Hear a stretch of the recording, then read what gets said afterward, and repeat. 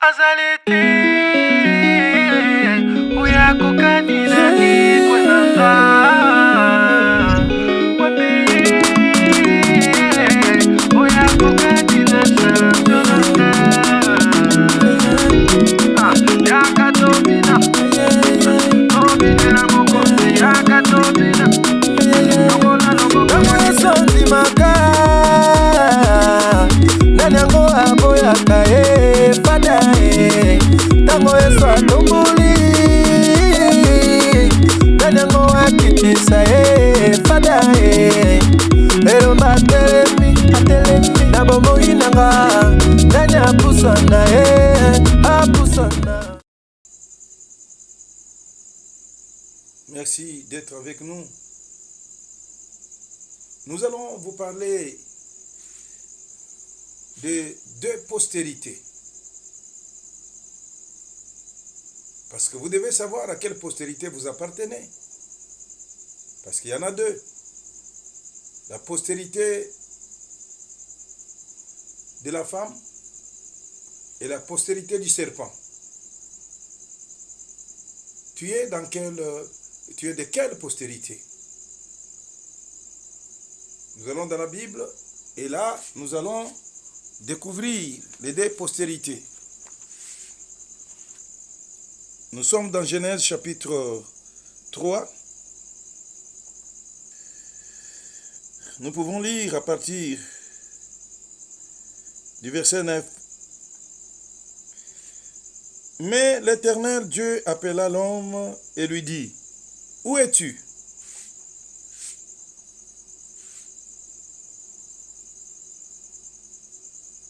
Il lui répondit, « J'ai entendu ta voix dans les jardins et j'ai eu peur, parce que je suis nu et je me suis caché. » Et l'Éternel Dieu dit, « Qui t'a appris que tu es nu? Est-ce que tu as mangé de l'arbre dont je t'avais défendu de manger? »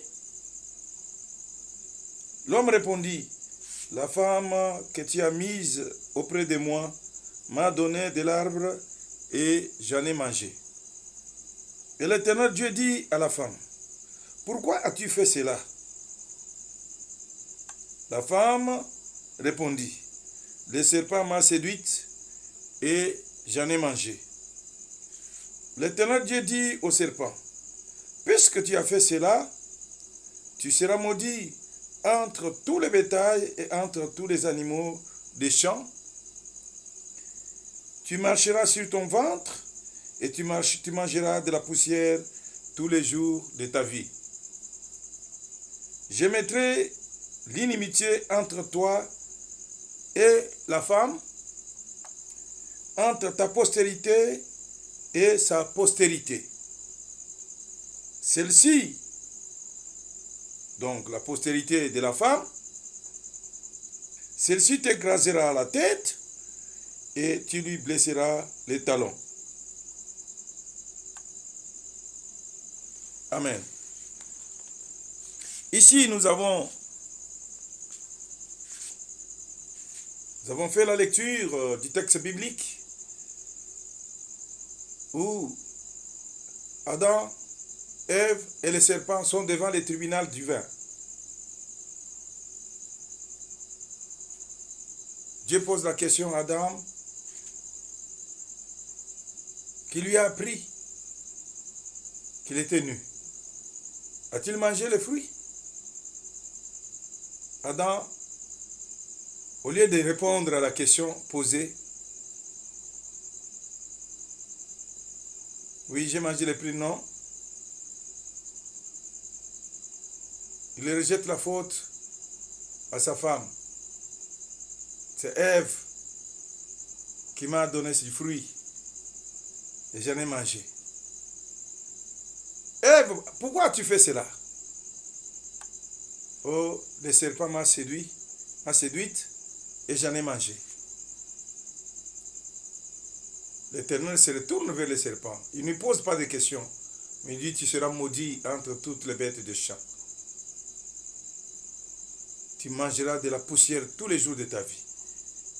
Mais la partie qui nous intéresse maintenant, c'est lorsqu'il commence à parler de la postérité du serpent, de l'inimitié entre la postérité, entre le serpent et la femme, et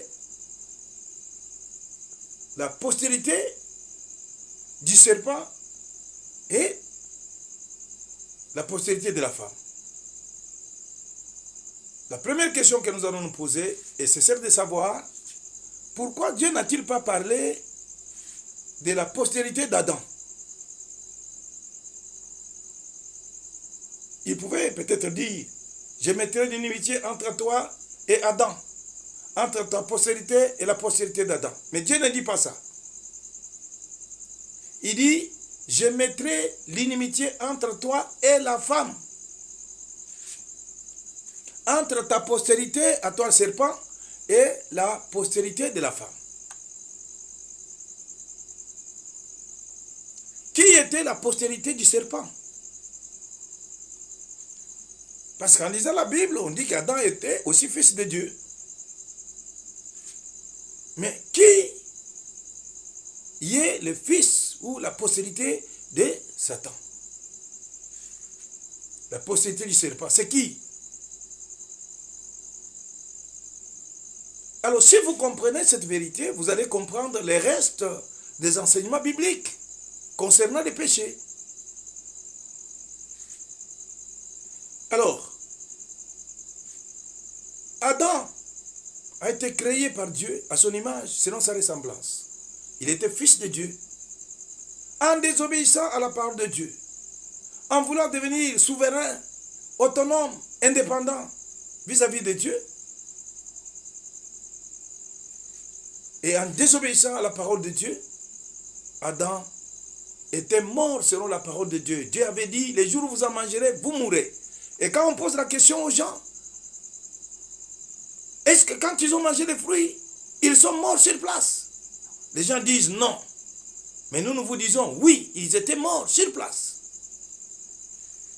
Parce qu'il faut là distinguer la mort physique et de la mort spirituelle. Ils étaient morts spirituellement au même moment qu'ils ont mangé du fruit. Ils étaient morts. Et cette mort spirituelle, c'est la séparation d'avec Dieu. Ils étaient séparés de Dieu. À partir de ce jour-là, ils ont commencé à avoir peur. Vous voyez d'où nous viennent tous ces sentiments négatifs.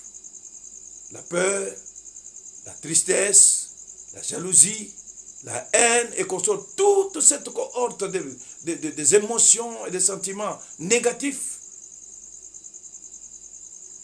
se sont manifestés, ont pris naissance dans Adam et Ève. C'est eux qui étaient spirituels, ils sont tombés dans la chair. C'est pourquoi on parle de la chute de l'homme. Comment qu'entendons-nous par la chute?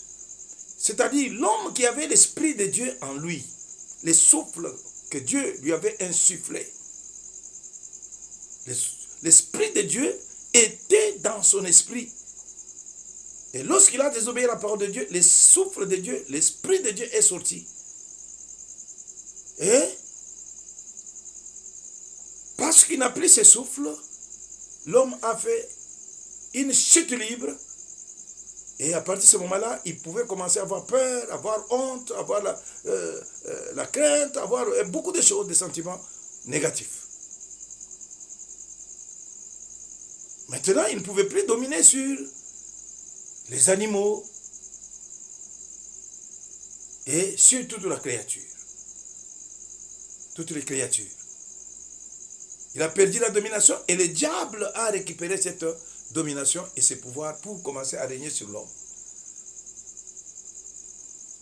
Donc, il y a deux postérités. Adam, en mourant, il est allé naître chez le serpent. C'est comme ça que Adam est devenu la postérité du serpent. Et vous comprendrez pourquoi la Bible dit dans le livre des Romains, Il dit que tous ont péché et sont privés de la gloire de Dieu.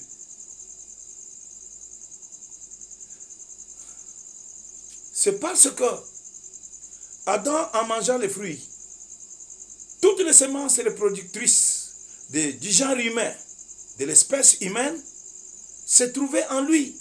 En mangeant, il a fait manger à toute l'espèce humaine les fruits défendus. Et tous ceux qui naissent d'une relation entre un homme et une femme, il naît pécheur. Il naît pécheur. Mort et séparé de Dieu. Vous allez comprendre maintenant que Adam était devenu la postérité du serpent. Parce qu'en lui se trouvaient toutes les semences reproductrices de la race humaine. Et il a entraîné tout le monde dans cette perdition-là.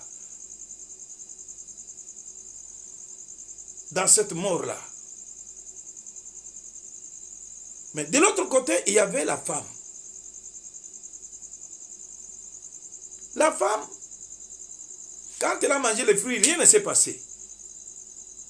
C'est quand Adam a mangé les fruits que les choses se sont passées. La femme n'a que l'enveloppe l'enveloppe qui peut recevoir la semence et laisser la semence croître en elle. Donc, il n'y avait pas de problème. Alors Dieu annonce déjà au serpent, parce que tu as séduit la femme, je mettrai l'inimitié entre toi et la femme, entre ta postérité et la postérité de la femme. Maintenant, la postérité de la femme, c'est qui?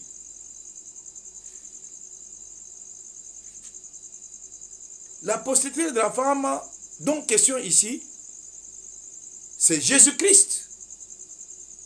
Et Dieu signale déjà que cette postérité de la femme écrasera ta tête. Il dit au serpent que donc la postérité de la femme va écraser la tête du serpent. Ça veut dire quoi, écraser la tête du serpent? C'est détruire son pouvoir, sa puissance et sa domination. Son autorité.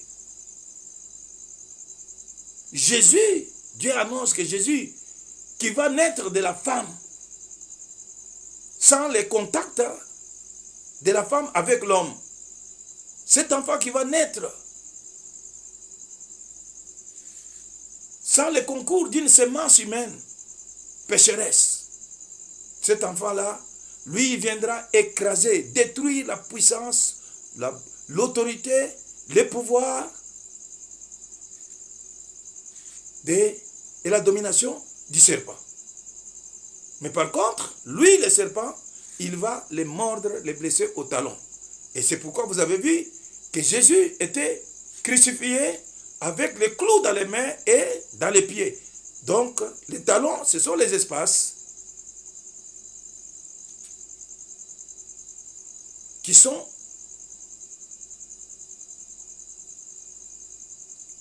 dans la paume des mains et dans les plantes des pieds.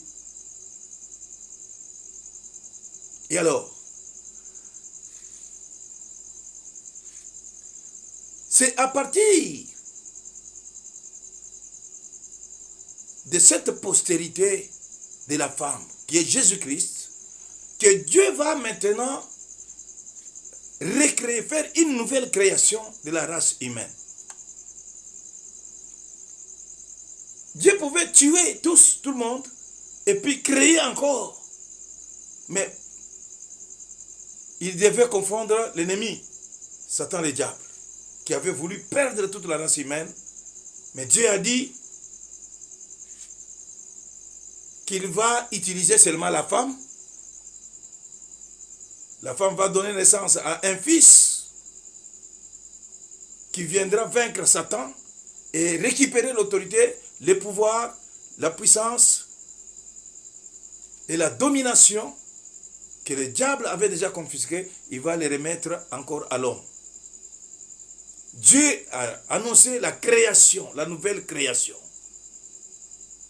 Quand la Bible dit ceux qui sont en Jésus-Christ sont devenus une nouvelle création ou des nouvelles créatures, une nouvelle créature,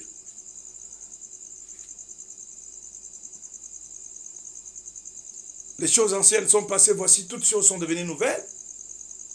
C'est à travers Jésus que la nouvelle création se réalise. Et Jésus, quand il est venu, il a parlé de la nouvelle naissance. Il faut naître de nouveau. Et pour naître de nouveau, il faut mourir.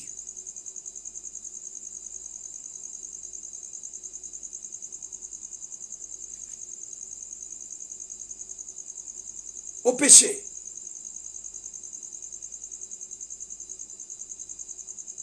Parce que vous appartenez à la postérité du serpent. Pour passer de cette postérité à l'autre postérité, vous devez mourir comme Adam était mort. Il est parti de la postérité de Dieu, il est allé de l'autre côté.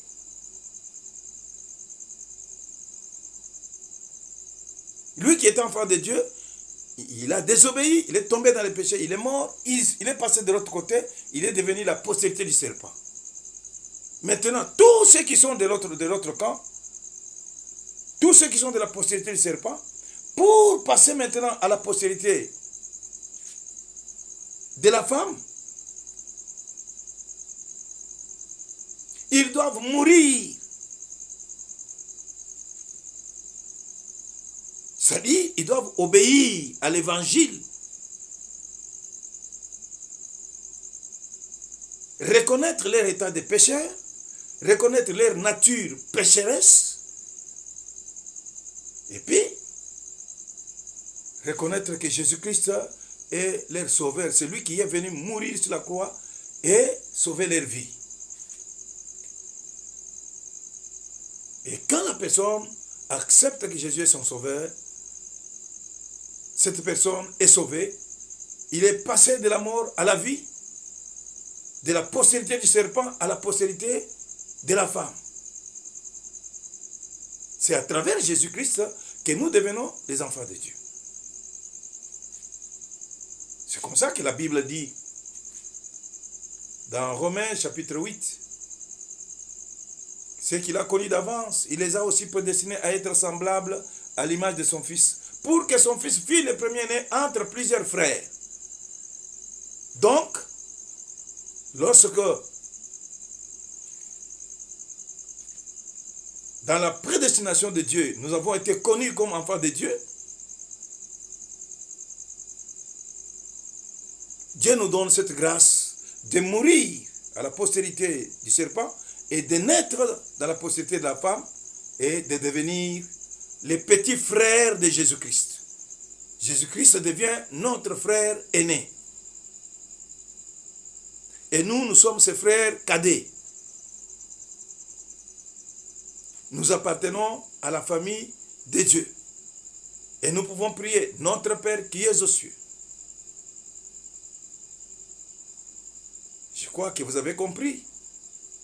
Maintenant, si vous voulez passer de la postérité du serpent à la postérité de la femme, parce qu'il faut savoir cela, hein. Il y a des gens qui viennent avec des doctrines controversées, où l'on présente la femme comme étant la pécheresse impardonnable. Ce n'est plus Adam. Mais quand vous lisez les Écritures, on vous dira un seul homme a péché. Et un seul homme, c'était Adam qui avait péché. La Bible ne dit pas que c'était la femme. On a dit que c'était l'homme. Un seul homme a péché. Il a entraîné toute la race humaine dans le péché et dans la mort. De même que cet homme avait péché, de même, un seul aussi est mort. Il nous a rachetés tous. Donc il y a là les deux Adam. Le premier qui a péché et qui nous a entraînés dans la mort. Et le second, ou le dernier Adam, qui a triomphé et qui nous a rachetés, qui nous a conduits à la vie. Donc c'est à travers Jésus-Christ que nous devenons enfants de Dieu, la postérité de la femme. Il faut arrêter avec des doctrines tordues où l'on continue aujourd'hui à accuser la femme comme étant l'auteur de l'égarement et de la chute de l'homme. Nous qui sommes en Jésus-Christ, nous sommes la postérité de la femme. À travers Jésus-Christ. C'est à travers lui que nous naissons de nouveau, que nous devenons enfants de Dieu. Lorsque vous recevez Jésus, vous croyez en son nom. Il vous donne le pouvoir de devenir enfant de Dieu. Né non du sang, ni de la volonté de l'homme, mais de Dieu. Vous devenez véritablement enfant de Dieu. Et vous pouvez prier notre Père qui est dans les cieux. Si tu veux aussi devenir enfant de Dieu, devenir, passer de la postérité du serpent à la postérité de la femme, tu peux prier avec moi. Oh Père Céleste, merci pour ta parole. J'ai compris aujourd'hui qu'à travers Adam, moi j'étais perdu, j'étais mort. Perdu à cause du péché. Mais à travers Jésus, qui est la postérité de la femme, j'ai la grâce aujourd'hui de mourir à la postérité du serpent et de naître à la postérité de la femme pour devenir ainsi enfant de Dieu. J'accepte Jésus, je le reçois en tant que Seigneur et Sauveur de ma vie. Et je crois en son nom.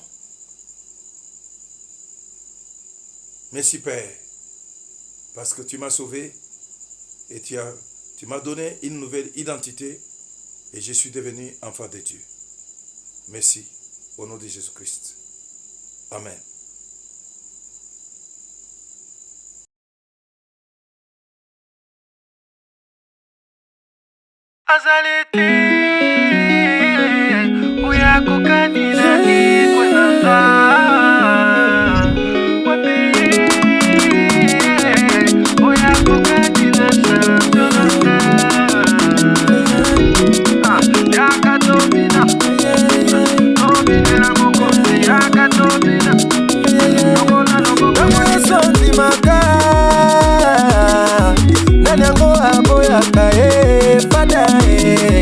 Tango Yesu atumbuli